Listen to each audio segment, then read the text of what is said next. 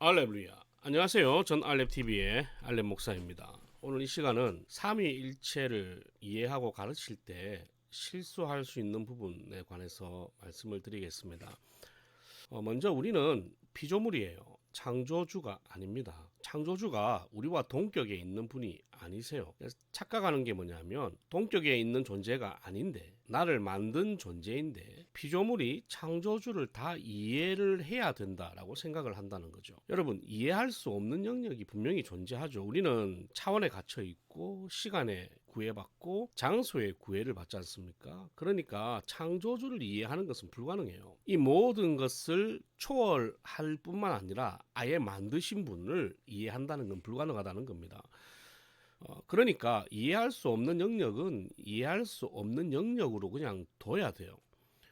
그게 믿음입니다. 이해할 수 없음에도 인지할 수 없음에도 그것을 받아들일 수 있는 게 그걸 그냥 인지할 수 없고 이해할 수 없는 영역으로 두면서도 받아들일 수 있는 것을 믿음이라고 이야기하는 거예요.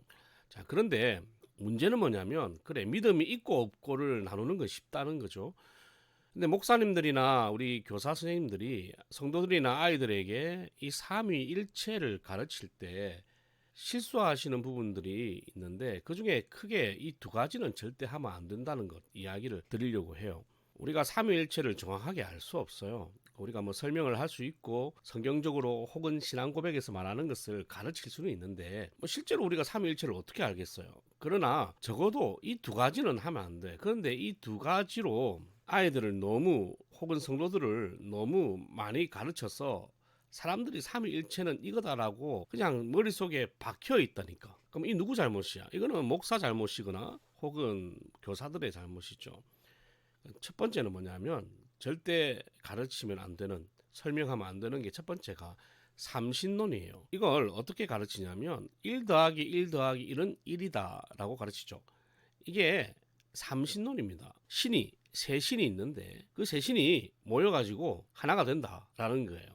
얼핏 보면 비슷하지만 이건 아니에요. 세 신이 따로 존재하는데 따로 존재하는 신이 하나가 된다는 거지. 하나가 될 수도 있고 세 개가 될 수 있고 그게 삼신론입니다. 그런데 삼위일체는 그렇지 않아요. 한 분이면서 세 분입니다. 그리고 각각의 인격이 있지만 실제로 그 떨어진 분이 아니에요. 그 삼위의 하나님을 하나의 일로 취급할 수 있는 분이 아니라니까. 이거는 설명이 불가능하다. 하지만 많은 사람들이 쉽게 이해를 시키기 위해서 이런 실수를 범한다. 1 더하기 1 더하기 1은 1. 이 삼신론을 이야기하더라. 두 번째는 1 곱하기 1 곱하기 1은 1이다. 이것은 양태론이에요. 자, 이 말이 무슨 말이냐면 제가 교회에 있으면 담임 목사고 집에 있으면 아빠고 뭐 학교나 뭐 어디 가면 학생이고 선생이고 뭐 이런 이야기 많이 들어보셨죠. 이것을 양태론이라고 해요.